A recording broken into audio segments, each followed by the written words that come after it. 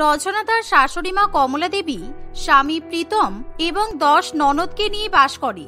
আর তার 10 ননদ ভীষণ পরিমাণে খেতে পছন্দ করে। সেই জন্য রচনা প্রচন্ড পরিমাণে বিরক্ত। রচনাকে সারাদিন রান্নাঘরে পড়ে থাকতে হয় আর সবসময় তার ননদদের কথা মতো তাদেরকে রান্নাবান্না করে খাওয়াতে হয়। কিন্তু রচনা আর মোটেই এত রান্নাবান্না করে পেরে ওঠে না। আজকে আমার বান্ধবীর আইবুড়ো ভাত, ভাগ্যিস আমার বান্ধবী আমাকে নিমন্ত্রণ করেছে। আমি ওখানে গিয়ে দুপুরবেলা খাওয়া দাওয়া করব, তাই আমাকে আজকে আর রান্নাবান্না করতে হবে না। আমি আজকের মতো বেঁচে গেলাম। এই বলে রচনা তাড়াতাড়ি করে একটা সুন্দর শাড়ি পরে নেয়। আর সে যখন তার বান্ধবীর আইবুড়ো ভাতে খেতে যাবে, তখনই হঠাৎ করে তার ননদ প্রিয়াঙ্কা তার কাছে চলে আসে। কারণ প্রিয়াঙ্কার এখন ভীষণ পরিমাণে কচুরি এবং আলুর দম খেতে ইচ্ছা করে। বৌদি, তুমি কোথায় যাচ্ছ? আমার না কড়াইশুটির কচুরি আর আলুর দম খেতে ইচ্ছে করছে। মাকে বললাম, মা বলল বানিয়ে দিতে পারবে না। তাই তোমাকে বলতে, তুমি আমাকে কড়াইশুটির কচুরি আর আলুর দম বানিয়ে দাও না। ভেরি ভেরি সরি প্রিয়াঙ্কা, আমি আজকে কোনো রান্না বান্না করতে পারবো না, কারণ আমার নিমন্ত্রণ আছে। তাই আমি রান্নাঘর থেকে ছুটি নিয়েছি। আজকে তোমাদের 10 জনের যা খেতে ইচ্ছা হবে তোমরা নিজেরা বানিয়ে খাবে। আমি চললাম। এই বলে রচনা তার ননদের মুখের উপর না করে দিয়ে গটগট করে নিমন্ত্রণ খেতে চলে যায়। ফলে তার ননদরা তার উপর প্রচন্ড পরিমাণে রেগে যায়।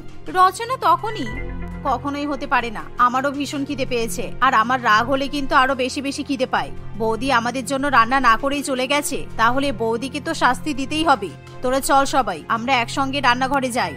চাঁদনির কথা মতো সবাই মিলে রান্নাঘরে চলে যায় আর তারা ফ্রিজ খুলে যা ইচ্ছা তাই খেতে শুরু করে। ফ্রিজের মধ্যে রচনার স্বামী তার জন্য বিরিয়ানি এবং মাটন চাপ নিয়ে এসে রেখেছিল, আর সেটাও রচনার 10 ননদ মিলে খেয়ে ফেলে। এমনকি আইসক্রিম, কোল্ড ড্রিঙ্কস, দই, মিষ্টি, সন্দেশ, ফ্রিজে যা যা থাকে সমস্ত কিছু তারা 10 বোন মিলে খেয়ে নেয়। আর দেখতে দেখতে কিছুক্ষণের মধ্যেই তারা ফ্রিজ পুরোপুরি ভাবে ফাঁকা করে দেয়। আমরা পুরো ফ্রিজ ইতিমধ্যে খেয়ে ফাঁকা করে দিয়েছি, কিন্তু এখনো আমার পেটের খিদে মিটছে না। এবার কি খাওয়া যায় বলতো? কারণ এখন যদি আমার পেটের খিদে না মেটে, তাহলে কিন্তু সারাদিনই আমার আরো খিদে পাবে। আরে চিন্তা করছিস কেন? চল বৌদির ঘরে যাই। আমি জানি বৌদির নিচের ঘরে অনেক ভুজিয়া, চানাচুর, চিপস আরো অনেক কিছু জমিয়ে রাখে। চল আমরা সেগুলো খেয়ে একেবারে শেষ করে দেব। টিনার কথা শুনে তার বোনেরা খুবই খুশি হয়। আর তখনই তারা 10 বোন তাদের বৌদির ঘরে চলে যায়। আর সেখানে গিয়ে তারা রচনার ঘরে রাখা সমস্ত খাবার খেয়ে ফেলে। আর কয়েক ঘন্টা পর রচনা যখন তার বান্ধবীর আইবুড়ো ভাত খেয়ে বাড়িতে ফিরে আসে, তখন সে পরিবেশ শান্ত দেখে মনে মনে খুবই খুশি হয়। যাক বাবা, আজকে আর আমাকে রান্না করতে হয়নি, আর আমার ননদরাও মনে হয় নিজেরা রান্না করে খেয়ে নিয়েছে, তাই বাড়িতে এত শান্তি আছে। আজকের মতো আমি বেঁচে গেলাম। যাই, একটু ফ্রিজ খুলে মিষ্টি, দই, সন্দেশ খাই, তারপর ঘুমিয়ে পড়বো। এই বলে রচনা যখন রান্নাঘরে যায় আর ফ্রিজ খুলে দেখে পুরো ফ্রিজ একেবারে মরুভূমির মতো ফাঁকা। আর ফ্রিজ এরকম ফাঁকা দেখে সে নিজেকে ঠিক রাখতে পারে না। সে ভালো করে বুঝতে পারে যে তার 10 ননদ সমস্ত খাবার খেয়ে নিয়েছে। এমনকি সে তখনই নিজের ঘরে যায়, আর নিজের ঘরে গিয়েও সে কোনো রকম খাবার দেখতে পায় না। যার ফলে রচনা রেগে গিয়ে তার ননদদের ঘরে চলে যায় আর তাদের সঙ্গে ঝগড়া করতে শুরু করে। তোমরা এত খাওকুটে হাবাইতা কেন বলো তো? আমি কয়েক ঘন্টার জন্য একটু নিমন্ত্রণ খেতে গেছি, আর তোমাদেরকে রান্না বান্না করে দিইনি বলে তোমরা 10 জন মিলে পুরো ফ্রিজ ফাঁকা করে বসে আছো। এমনকি আমার ঘরে ঢুকে তোমরা আমার ঘরের সমস্ত খাবারও খেয়ে ফেলেছো। তোমার দাদার টাকা কি গাছে জন্মায় যে প্রত্যেকদিন তোমরা কারি কারি খাবার গিলবে আর তোমার দাদা বাজার করে নিয়ে আসবে? শোনো বৌদি, একদম ভুলভাল কথা বলবে না। তুমি আমাদের জন্য সকালবেলা রান্না না করে চলে গেছো কেন? একবারও তো চিন্তা করনি যে আমরা 10 বোন কি খাবো? তুমি তো জানো আমরা খাবার ছাড়া থাকতে পারি না, তাই আমরা যা খাবার পেয়েছি সব খেয়ে নিয়েছি। তুমি যখন একা গিয়ে খাবার খেতে পারো, তাহলে আমরা কেন বাড়ির সব খাবার খেয়ে শেষ করতে পারি না বলো? আর তোমার এত বড় সাহস, তুমি আমাদেরকে লোভা হাবাইতা বললে? এই কথা যদি আমাদের মা জানতে পারে, তাহলে তোমার কিন্তু আর রক্ষা হবে না। আর তাছাড়া আমরা আমাদের দাদার টাকার খাবার খেয়েছি, তাতে তোমার ঠাকুমার কি? তোমরা আমার ঠাকুমা তুলে কথা বললে? এত বড় ক্ষমতা! কালকে থেকে আমি তোমাদের জন্য রান্না বান্না করতে পারবো না, কারণ তোমরা অনেকবার বেড়ে গেছো। আমি কি তোমাদের রাঁধুনি নাকি? তোমাদের যখন যে ইচ্ছা হবে তাই রান্না করে খাওয়াতে হবে? ছোটবেলায় মনে হয় তোমাদের বাবা মা তোমাদেরকে ভালো করে খাওয়াতে পারেনি, তাই আজকে এই অবস্থা তোমাদের। এই বলে রচনা রাগে গজগজ করতে করতে সেখান থেকে চলে যায়।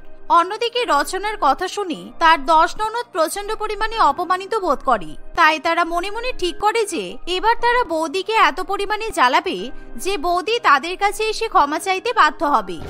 যত বড় মুখ নয় তত বড় কথা। বৌদি আমাদেরকে অনেক বড় বড় কথা বলে চলে গেছে, আর এর মাসুল কিন্তু বৌদিকে দিতেই হবে। আমাদের বাবা মা নাকি ছোটবেলা থেকে আমাদেরকে খাওয়াতে পড়াতে পারেনি, এত বড় অপমান আমি কিন্তু সহ্য করতে পারবো না। হ্যাঁ দিদি, একদম ঠিক বলেছিস, আমিও এই অপমানের বদলা নিয়েই ছাড়বো। তোরা কি বলিস, কালকে সকাল থেকে তাহলে আমরা এমন রূপ দেখাবো যে বৌদি একেবারে অবাক হয়ে যাবে। অন্যদিকে রচনা তার ঘরে যায়, আর তার মনে মনে প্রচন্ড পরিমাণে খারাপ লাগে, কিন্তু এখন তারও কিছু করার নেই। একবার যখন সে তার ননদদেরকে বড় বড় কথা বলেই ফেলেছে, তাহলে তাকে এখন সেটার মাসুল দিতেই হবে। সত্যিই তো, আজকে সারাদিন ওদের জন্য আমি কোনো রান্না বান্না করিনি, এমনকি শাশুড়ি মায়ের জন্য আমি রান্না করে রেখে যাইনি। আমার শ্বশুরবাড়ির পরিবার একটু খেতে ভালোবাসে, তাই হয়তো আমার ননদগুলো ফ্রিজ ফাঁকা করে সবকিছু খেয়ে নিয়েছে। কালকে সকালবেলা উঠে ওদের জন্য গরম গরম কচুরি আর আলুর দম বানিয়ে দেব, তাহলে ওদের রাগ কমে যাবে। এতটা উল্টোপাল্টা বলা আমার উচিত হয়নি। এই বলে রচনা ঘুমিয়ে পড়ে। আর পরের দিন সকালবেলা উঠে সে যখন রান্নাঘরে গিয়ে কচুরি এবং আলুর দম রান্না করে, তখন হঠাৎ করে দরজার কলিং বেল বেজে ওঠে। আর সে দরজা খুলে দেখে যে ডেলিভারি বয় দাঁড়িয়ে আছে, তার হাতে থাকে প্যাকেট প্যাকেট ভর্তি খাবার, আর সে প্যাকেটে অন্তত 20,000 টাকার খাবার আছে। এত দামি দামি খাবার দেখে রচনা ভীষণ পরিমাণে অবাক হয়। আর খাবারের প্যাকেটে পিৎজা, পকোড়া, কচুরি, আলুর দম, biryani, Chinese item, Italian item দেখে রচনা একেবারে আকাশ থেকে পড়ে। কি ব্যাপার, আপনি এখন এখানে কেন আসলেন? আমাদের বাড়ি থেকে তো কোনো কিছু অর্ডার করা হয়নি, তাহলে এত খাবার আপনি আমাদের বাড়িতে নিয়ে আসলেন কিসের জন্য? শুনুন, আপনার বাড়ি থেকে এতগুলো খাবার রেস্টুরেন্টে অর্ডার করানো হয়েছিল, তাই আমি নিয়ে এসেছি। সুতরাং এখন ধানাই পানাই করবেন না, 20,000 টাকা বিল হয়েছে, মিটিয়ে দিন আর খাবারগুলো নিয়ে নিন। এত টাকার কথা শুনে রচনা ঢোক গিলতে শুরু করে। আর তখনই সেখানে প্রিয়াঙ্কা, টিনা এবং চাঁদনি চলে আসে, আর তারা ডেলিভারি বয়ের হাত থেকে সব খাবার নিয়ে নেয়। যেহেতু সকালবেলা ঘুম থেকে চোখ খুলে উঠে তাদের প্রচন্ড পরিমাণে খিদে পায়, তাই তারা অনলাইনে 20,000 টাকার খাবার অর্ডার করে।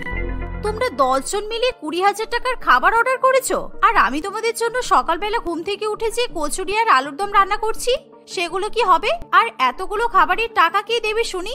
কেন বৌদি, তুমি কালকে রাত্রিবেলাই তো বলে দিলে যে তুমি আমাদের জন্য আর রান্না বান্না করতে পারবে না। আর তুমি কি ভেবেছো তুমি রান্না বান্না না করলে আমরা কি না খেয়ে থাকবো? তাই আমরা 20,000 টাকা দিয়ে খাবার অর্ডার করেছি। এমন সময় ডেলিভারি বয় খাবারের টাকা চাইতে শুরু করে, আর প্রীতম এসে 20,000 টাকার বিল মিটিয়ে দেয়, যার ফলে রচনা আরো বেশি রেগে যায়। কিন্তু প্রীতম তার বউয়ের কথা শুনতে চায় না, কারণ সকালবেলায় প্রীতমের 10 বোন দাদার কাছে গিয়ে প্রচন্ড পরিমাণে বৌদির নামে নালিশ করে। তাই প্রীতম তার বোনেদেরকে খাবার কিনে খাওয়ানোর দায়িত্ব নেয়। প্রীতম, তুমি এতগুলো টাকা খরচ করে তোমার 10 বোনকে খাবার খাওয়াচ্ছ?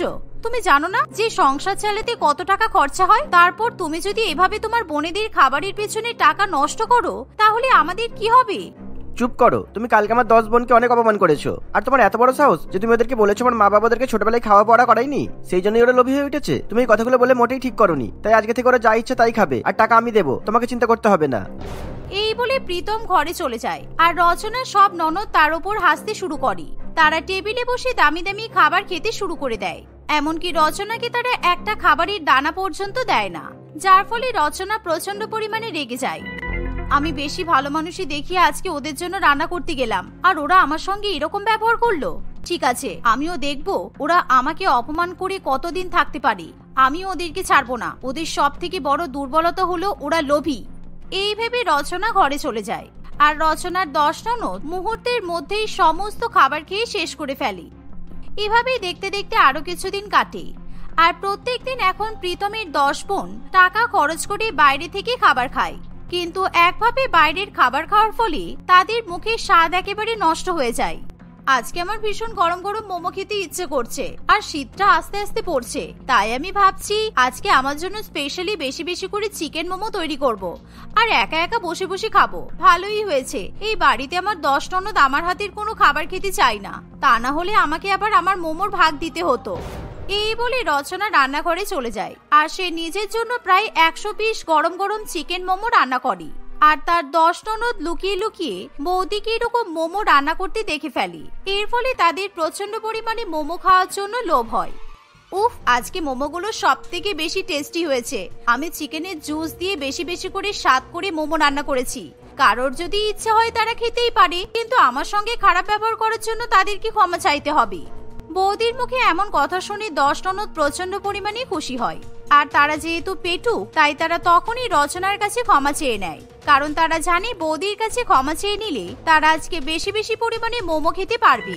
তুমি তো ভালো করে জানো বৌদি তোমার ননদরা কেমন, আমাদের মাথা খুব গরম, তাই তুমি কেন আমাদের সবসময় খারাপ খারাপ কথা বলো, আর কোনোদিন এরকম বলবে না। আর আমাদেরও ভুল হয়ে গেছে, তুমি এবার আমাদেরকে মোমো খেতে দাও। হ্যাঁ নিশ্চয়ই মোমো খেতে দেব, কারণ আমি এত মোমো একা একা খেতে পারবো না, কারণ আমি তো তোমাদের মতো পেটুক নই, আর আমি তো শুধুমাত্র তোমাদের জন্যই অপেক্ষা করছিলাম। এই বলে রচনা তখনই তার 10 ননদকে বেশি বেশি করে মোমো খেতে দেয়, কিন্তু তার 10 ননদ বুঝতেই পারে না সেই মোমোর মধ্যে জোলাপ মেশানো আছে। আর বেশি বেশি করে লোভার মতো মোমো খেয়ে নেওয়ার পর তাদের খুব পেট খারাপ করে, আর তাদের এমন পেট খারাপ করে যে তারা এক মুহূর্ত বসে থাকতে পারে না। তখনই 10 বোন মিলে বারে বারে বাথরুমে দৌড়াতে শুরু করে। বৌদি তুমি আমাদের মোমোতে কি মিশিয়েছো? ওই মোমোগুলো খাওয়ার পর তোমার তো কিছুই হলো না, কিন্তু আমাদের এরকম অবস্থা কেন হচ্ছে? আমরা তো অনেক ওষুধ খাচ্ছি, তারপরও ঠিক হচ্ছে না। তুমি প্লিজ আমাদেরকে ঠিক করে দাও বৌদি। আমি তোমাদের ভুলেও কোনো হেল্প করব না। তোমরা আমার বরের 50,000 টাকা খরচা করিয়েছো, একেবারে টাকাগুলো জলে দিয়েছো, তার বদলা আমি এভাবেই নিলাম। তোমরা আগে সেই 50,000 টাকা 10 বোন মিলে ফিরিয়ে দেবে, তারপর আমি তোমাদের ওষুধ খাইয়ে ঠিক করব, কারণ এই রোগের ওষুধ আমার কাছেই আছে, আর কারো জানা নেই। তাই তোমাদেরকে আমাকে প্রমিস করতেই হবে তোমরা এরকম লোভার মতো খাবার খাবে না, তোমরা পরিমাণ মতো সীমিত খাবার খাবে। রচনা এরকম করে বললে তার 10 ননদ ভীষণ পরিমাণে লজ্জায় পড়ে, আর তখনই তারা বৌদিকে 50,000 টাকা ফিরিয়ে দেয়। আর এটা ছিল তাদের লোভে পাপ এবং পাপে মৃত্যুর ফল। এর ফলে রচনা তখনই তার 10 ননদকে ওষুধ খাইয়ে সুস্থ করে তোলে। এমন ঘটনার পর রচনার 10 ননদ আর কখনোই খাবার খাওয়ার জন্য লাফালাফি করে না, তারা পরিমাণ মতো সীমিত খাবার খায় আর সকলের সঙ্গে সুখে শান্তিতে বসবাস করে। রঞ্জন তার বউ মধুমিতা এবং 10 বছরের এক মেয়ে রূপার সঙ্গে বাস করত। তাদের পরিবারের আর্থিক অবস্থা খুবই খারাপ ছিল, কারণ রঞ্জন দিনমজুরের কাজ করত। সে খুবই সরল সিধে সাদা হওয়ায় তাকে দিয়ে সবাই অনেক বেশি পরিমাণে কাজ করিয়ে নিত এবং তার বদলে রঞ্জনকে পারিশ্রমিক হিসেবে অনেক কম টাকা দিত। এর ফলে তাদের সংসারে সবসময় অভাব অনটন লেগেই থাকত। এরকম ভাবেই কোনো রকমে দিন কাটছিল। কোনো এক কারণে রঞ্জন বেশ কিছুদিন ধরে কোনো কাজ পাচ্ছিল না। এর ফলে তাদের রান্না খাওয়া বন্ধ হয়ে যাওয়ার মতো পরিস্থিতি সৃষ্টি হয়।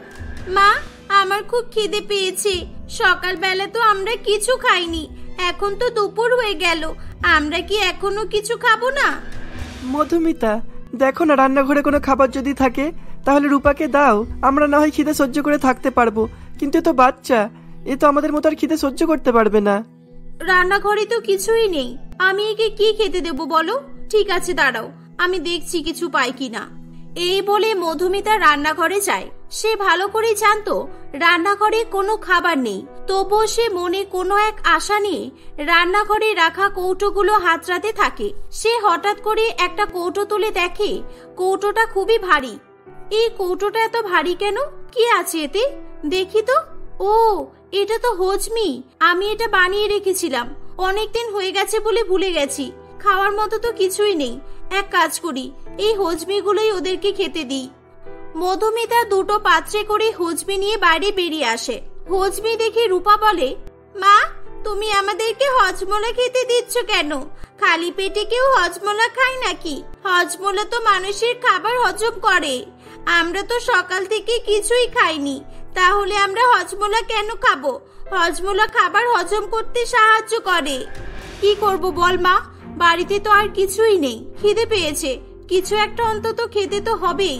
বেশি করে হজমির বড়িগুলো খেয়ে নে, দেখবি পেট ভরে যাবে। হ্যাঁ রে মা, আজকে এই হজমিগুলো খেয়ে দিনটা পার করে দে, কালকে আমি কোনো কাজ খুঁজবো আর কালকে তোকে ভাত রুটি রান্না করে খাওয়াবো, আর আমি আর তোর মাও খাবো। রূপা তার বাবা মায়ের কথা শুনে হজমিগুলো খাওয়া শুরু করে। টক মিষ্টি হজমি খেয়ে রূপার খুবই ভালো লাগে। মা, এই হজমির বড়িগুলো খেতে খুবই ভালো, কি সুন্দর টক মিষ্টি, আহ কি ভালো খেতে। মা, আমাকে আরো হজমি দাও।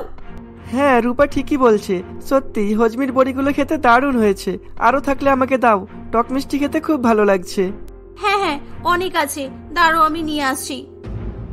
এভাবেই মধুমিতার তৈরি হজমোলা তারা সবাই মিলে মজা করে খায়। পরের দিন সকালবেলা রঞ্জন মধুমিতাকে বলে, মধুমিতা, তুমি আমার সঙ্গে চলো। আজকে আমরা দুজন মিলে কাজ খুঁজবো। আমি দিনমজুরের কাজ দেখবো, আর তুমি বাড়ি বাড়ি গিয়ে বাড়ির কোনো কাজ পাওয়া যায় কিনা দেখবে। দুজনের মধ্যে কেউ তো কাজ পাবোই, আর যদি দুজনে একসঙ্গেই কাজ পেয়ে যাই তাহলে তো খুবই ভালো হয়। হ্যাঁ, কথাটা কিন্তু তুমি খারাপ বলনি। চলো তাই করি তাহলে। দাঁড়াও, একটা প্লাস্টিকে করে কিছু হজমোলা নিয়ে নিই। বাড়িতে তো খাওয়ার মতো কিচ্ছু নেই, রাস্তায় যেতে যেতে খিদে পেলে এই হজমোলাই খেয়ে নেব। হ্যাঁ, নিয়ে নাও, কিন্তু তোমার ওই হজমোলা খেলে যে আরো বেশি খিদে পাই। আমাদের মেয়ে কিন্তু ঠিকই বলে ওই হজমোলা খেলে ভালো হজম হবে, কিন্তু আমাদের এমন কপাল যে হজম করার জন্য হজমোলা আছে কিন্তু পেটে খাবার নেই। চলো চলো, নিয়ে চলো, কি আর বলবো। মধুমিতা একটা প্লাস্টিকে করে বেশ কিছু হজমোলা নিয়ে রঞ্জনের সঙ্গে বাড়ি থেকে বেরিয়ে পড়ে। তারা সারাদিন অনেক জায়গায় ঘোরাঘুরি করতে থাকে, কিন্তু তারা দুজনের কেউই কোনো কাজ পায় না। অনেক খোঁজাখুঁজি করার পর তারা তাদের এলাকার জমিদার বাবুর বাড়ির কাছে এসে পৌঁছায়। কি গো, একবার জমিদার বাবুর বাড়িতে গিয়ে দেখলে হয় না? যদি জমিদার বাবুর বাড়িতে কোনো কাজ পাওয়া যায়, তোমাকে কোনো কাজ না দিলেও আমাকে যদি বাড়ির কোনো কাজ দেয় তাহলেও তো হবে। হ্যাঁ হ্যাঁ, চলো একবার তাই করে দেখা যাক। এই বলে রঞ্জন ও তার বউ মধুমিতা জমিদার বাবুর বাড়িতে যায়। তারা দেখে জমিদার বাবু এবং তার স্ত্রী কাঞ্চনা দেবী দুজনের সোফার উপর বসে আছে। তারা নিজেদের মধ্যে কথা বলছিল, আর জমিদার বাবু হঠাৎ হঠাৎ করে খুব জোরে জোরে পাদ মারছিল। কি বাজে গন্ধ! ছি, কারো পাদ এত গন্ধ কি করে হতে পারে? হ্যাঁ, আমি পাদ মারছি। তোমার নাকে খুব গন্ধ লাগছে তাই না? আর তুমি যে বারবার কিছুক্ষণ ছাড়া ছাড়াই যে ঢেকুর তুলছো, তার বেলা তোমার ঢেকুরের আওয়াজ বুঝে খুব ভালো লাগছে আমার? না না, তোমার ঢেকুরের আওয়াজ তো একেবারেই গানের মতো মিষ্টি মধুর মনে হচ্ছে। আহ, কি আরাম! কি করব বলো, আমি কি ইচ্ছে করে ঢেকুর তুলছি? এই তো এতক্ষণে তুমিও তাহলে গ্যাস ছেড়েই দিলে। এতক্ষণ ধরে আমাকে বলছিলে আমি পাদ মারছি। হ্যাঁ, এবার তো তুমি আমার সঙ্গে কম্পিটিশন করবে মনে হচ্ছে। হঠাৎ করে জমিদার বাবু ও কাঞ্চনা দেবী রঞ্জন ও তার বউকে দেখতে পেয়ে চুপ করে যায়। কি হয়েছে তোমার? এখানে কেন এসেছো? কি চাই তোমাদের? জমিদার বাবু, আমরা আপনার কাছে সাহায্য চাইতে এসেছি। আসলে আমরা খুব বিপদে পড়েছি। আমি বেশ কিছুদিন ধরে কোনো কাজই পাচ্ছি না, এর ফলে আমাদের খাবারও জোটে না। আপনি যদি আমাকে কিংবা আমার বউকে কোনো কাজ দেন তাহলে খুবই ভালো হয়। রঞ্জনের কথা শুনে জমিদার বাবু ও তার স্ত্রী খুবই রেগে যায়। এখন যাও এখান থেকে, আমাদের বাড়ির সবাই খুব অসুস্থ, তার সঙ্গে সঙ্গে আমাদের মেজাজও ভালো নেই। দেখছো কেমন পাদ হচ্ছে? হ্যাঁ, এখন কোনো কাজ নেই, তোমরা যাও এখান থেকে। আমাদের পাদের গন্ধে তোমাদের প্রাণহানি হলে আমরা কিন্তু দায়ী নই। আমাদের পেটের অবস্থা খুব খারাপ। সেটা তো আমরা বুঝতেই পারছি, কিন্তু আপনাদের পেট খারাপ হলো কিভাবে সেটা কি জানতে পারি? আরে তুমি জেনে কি করবে? তুমি কি আমাদের ট্রিটমেন্ট করবে নাকি? কালকে রাতে আমরা শহরে একটা পার্টিতে গিয়েছিলাম। শহরের অনেক বড় পার্টি তো, তাই খাবারের অনেক আয়োজন ছিল। আমি, আমার বউ, ছেলে, বৌমা সবাই গিয়েছিলাম। আর ওখানকার খাবার খেয়ে আমাদের সবারই অবস্থা খারাপ হয়ে গেছে। সকাল থেকে কেউ পাদ মারছে বা কেউ ঢকঢক করে ঢেকুর তুলছে, কারোর পাতলা পায়খানাও হচ্ছে, আবার কেউ বমিও করছে, বুঝেছো? আরে এদেরকে ফালতু ফালতু বাড়ির গল্প শুনিয়ে কোনো লাভ আছে? এই তোমরা যাও তো এখান থেকে। তোমাদের জন্য আমরা ঠিকমতো পাদ মারতেও পারছি না। আরে আরে, আমরা চলে যাব, ঠিক আছে? আমাদের জন্য আপনাদের কাছে কোনো কাজ নেই, আমরা বুঝে গেছি, কিন্তু আমি আপনাদের সাহায্য করতে চাই। আমাদের কাছে আপনাদের সমস্যার সমাধান আছে। এই নিন, এই হজমোলাগুলো খেয়ে নিন। খেয়ে দেখুন, খুব আরাম পাবেন। হজমোলা? সকাল থেকে কতগুলো হজমোলা খেয়েছি জানো? আর তাছাড়া শুধু হজমোলা কেন, হজমের ওষুধও খাওয়া হয়ে গেছে, আরো কত কিছুই তো খেলাম, কিছুতেই তো পাদ বন্ধ হচ্ছে না। শহর থেকে একটা বড় ডাক্তারকে ফোন করে বাড়িতে ডেকেছি, কিন্তু ডক্টরটা আসতে 2-3 ঘন্টা সময় লাগবে। না, এটা দোকানের কেনা হজমোলা নয়, আসলে এটা হজমি বড়ি। আমি এটা বাড়িতে নিজের হাতে বানিয়েছি। একবার খেয়ে দেখুন না, যদি আপনাদের সমস্যা মিটে যায় তাহলে তো খুবই ভালো হবে। মধুমিতার কথা শুনে জমিদার বাবু এবং তার স্ত্রী কয়েকটা হজমোলা খায়। হজমোলা খেয়ে তাদের খুবই ভালো লাগে। তারা এক এক করে সব হজমোলা খেয়ে ফেলে। এই হজমোলাগুলো খেতে তো দারুণ। এই টক মিষ্টি স্বাদ তো মুখের হারিয়ে যাওয়া স্বাদটাকে ফিরিয়ে এনেছে। সত্যি এটা খেতে দারুণ। আচ্ছা, তোমাদের বাড়িতে আরো হজমি থাকলে নিয়ে এসো তো, আমার ছেলে বৌমাকেও দেবো তাহলে। জমিদার বাবুর কথা শুনে মধুমিতা তার বাড়ি থেকে আরো হজমোলা নিয়ে এসে দেয়। জমিদার বাবু তার সপরিবারে খুবই মজা করে হজমোলা খায়। কিছুক্ষণের মধ্যেই তাদের বাড়ির সবাই অনেক আরাম পায়। জমিদার বাবু ও তার স্ত্রী খুবই খুশি হয়। সত্যি তোমরা যে আমার কত বড় উপকার করলে। ডাক্তার বাড়ি আসতে না আসতে আমরা সবাই সুস্থ হয়ে গেলাম। তোমরা কাজের কথা বলছিলে তাই না? ঠিক আছে, আমি তোমাদেরকে একটা কাজ দিচ্ছি। তোমরা কাল থেকে আমাদের জন্য হজমি বানিয়ে দেবে। কি কি উপকরণ লাগবে আমাকেও বলে দিও, আমি কিনে নেব। তোমরা শুধু আমাকে অনেক অনেক হজমি বানিয়ে দেবে, তার বদলে আমি তোমাদেরকে প্রত্যেকদিন 100 টাকা করে দেবো। কিন্তু জমিদার বাবু, 100 টাকা অনেক কম হয়ে যাচ্ছে না? আজকাল 100 টাকা দিয়ে সংসার চলে বলুন তো? ওরে বাবা, তোমাদেরকে যে আমি কাজ দিয়ে এত বড় উপকার করছি, তারপরেও তোমরা বলছো 100 টাকা কম পড়বে? এটা তো একটা সহজ কাজ দিলাম, তাতেও হচ্ছে না। রঞ্জন অন্য কাজ করবে, তুমি বাড়িতে হজমি তৈরি করবে। দুজন মিলে কাজ করলে কি তোমাদের সংসার চলবে না? আচ্ছা ঠিক আছে, কিন্তু আপনি প্রত্যেকদিন এত হজমি বানাতে বলছেন, এত হজমি আপনি কি করবেন? আরে কি করব, আবার খাবো। দেখলেই তো আমাদের পরিবারের সবার পেটের প্রবলেম। আমরা সবাই হজমোলা খাবো, আর সেই সাথে আত্মীয় স্বজনকেও খাওয়াবো। আর কি করব না করব তোমাদের তো দেখে লাভ নেই, তোমাদেরকে যে কাজ দেওয়া হয়েছে সেটাই করবে। পরের দিন থেকে মধুমিতা প্রত্যেকদিন অনেক অনেক হজমোলা তৈরি করে জমিদার বাবুকে দিয়ে আসতো। আসলে জমিদার বাবু সেই হজমোলাগুলো কিছু লোক লাগিয়ে সেগুলো পাড়ায় পাড়ায় বিক্রি করতে শুরু করেছিল। মধুমিতার তৈরি হজমোলা খেয়ে সকলেই খুবই পছন্দ করত। অনেকেই পেটের সমস্যা থেকে মুক্তি পেত। দিনের পর দিন মধুমিতার হজমোলার চাহিদা বেড়েই চলে। জমিদার বাবু মধুমিতাকে আরো বেশি বেশি হজমোলা বানানোর জন্য চাপ দিত। একদিন রূপা স্কুল থেকে বাড়ি ফেরার সময় তাদের স্কুলের সামনে একজনকে হজমোলা বিক্রি করতে দেখে। এ কি, এই হজমোলাগুলো তো আমার মায়ের হাতে তৈরি মনে হচ্ছে। আমার মা তো এরকমই হজমোলা বানায়, একবার খেয়ে দেখি তো। কাকু, আমাকে 2 টাকার হজমোলা দাও তো। রূপা হজমোলা কিনে খেয়ে দেখে হজমোলার স্বাদ একেবারে তার মায়ের হাতে তৈরি হজমোলার মতোই। সে বাড়িতে এসে তার মাকে বলে, মা জানো, আমাদের স্কুলের সামনে একজন হজমোলা বিক্রি করছিল। আমি হজমোলা কিনে খেয়ে দেখেছি, একদম একই রকমের স্বাদ যেরকম তুমি বানাও। আমার তো মনে হচ্ছে ওই হজমোলাগুলো তুমি বানিয়েছো। তুমি যেরকম বানাও না, টক মিষ্টি, সেরকমই। হ্যাঁ, একই রকমের হজমোলা হতেই পারে। আর সব হজমোলা আমি বানিয়েছি এরকম আবার হয় নাকি? পাগল মেয়ে, হতেই পারে আমি যেই পদ্ধতিতে হজমোলা বানাই সেই পদ্ধতিতে অন্য কেউ বানিয়েছে। আচ্ছা ছাড়, চল খেয়ে নিবি চল। এরকম ভাবেই সময় কাটতে থাকে। একদিন জমিদার বাবু মধুমিতার কাছে আসে। শোনো, 5-6 রকমের আলাদা আলাদা ফ্লেভারের হজমোলা তৈরি করতে হবে। আমি তোমাকে 10 দিন সময় দিচ্ছি। 10 দিনের মধ্যেই সব হজমোলা তৈরি করে আমার বাড়িতে পৌঁছে দিয়ে আসবে। আমি হজমোলাগুলো শহরে আমার আত্মীয় স্বজনদের বাড়িতে পাঠাবো। সবাই তোমার হজমোলার অনেক প্রশংসা করেছে। ঠিক আছে বাবু, তবে লক্ষ্য রাখবেন কেউ যেন বেশি হজমোলা খেয়ে না ফেলে, তাহলে কিন্তু বিপদ হতে পারে।